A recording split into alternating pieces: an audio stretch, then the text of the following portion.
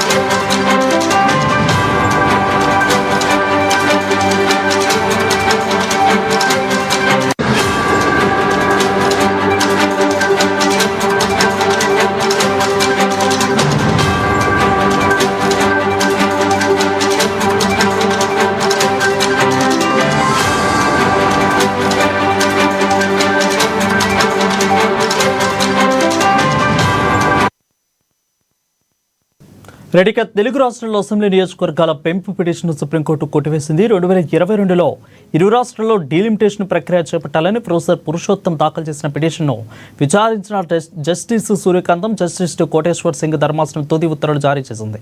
దీనిపై పూర్తి సమాచారం అందించడానికి మా ప్రతినిధి సీఎంఓ ప్రతినిధి రమేష్ లైవ్లో సిద్ధపాటుగా ఉన్నారు. రమేష్, చెప్పండి, పూర్తి డీటెయిల్స్ ఏంటి అసలు? రెండు తెలుగు రాష్ట్రాల్లో కూడా అసెంబ్లీ నియోజకవర్గాల పునర్విభజన చేయాలంటూ కె పురుషోత్తం దాఖలు చేసినటువంటి పిటిషన్ను సుప్రీంకోర్టు ఈరోజు తిరస్కరించింది.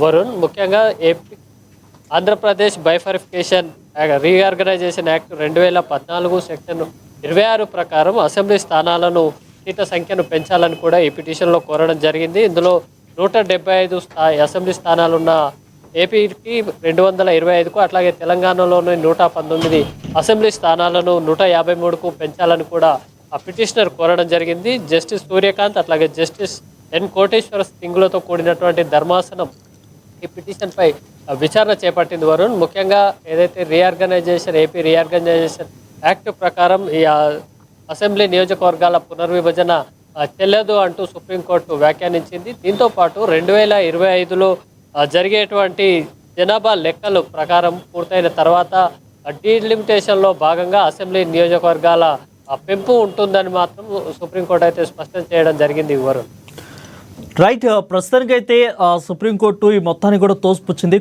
పిటిషన్ అయితే కొట్టిపారేసింది. బట్ నెక్స్ట్ ఇంకా ఏ విధంగా తెలుగు రాష్ట్రాల నుంచి దీని మీద మళ్ళీ పిటిషన్ వేసే అవకాశాలు కనిపిస్తున్నాయి? నెక్స్ట్ ప్లాన్ ఏంటి అసలు?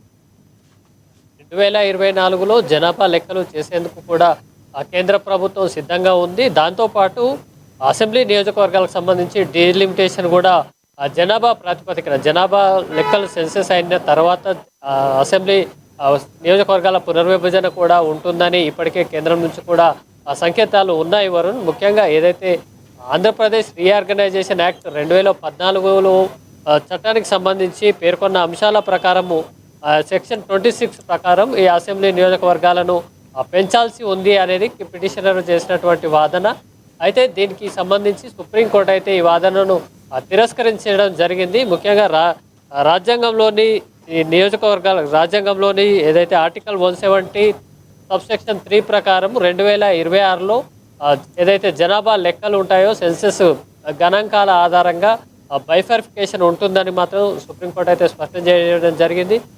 ఇక ఏదైతే వచ్చే ఏడాది కేంద్ర ప్రభుత్వం జనగణన చేపడుతుంది. ఆ తర్వాత 2 తెలుగు రాష్ట్రాలకు సంబంధించి ఈ అసెంబ్లీ నియోజకవర్గాల డీలిమిటేషన్ అయితే ఉండే అటువంటి అవకాశం ఉంది వరకు. Right, thank you Ramesh for the clear up.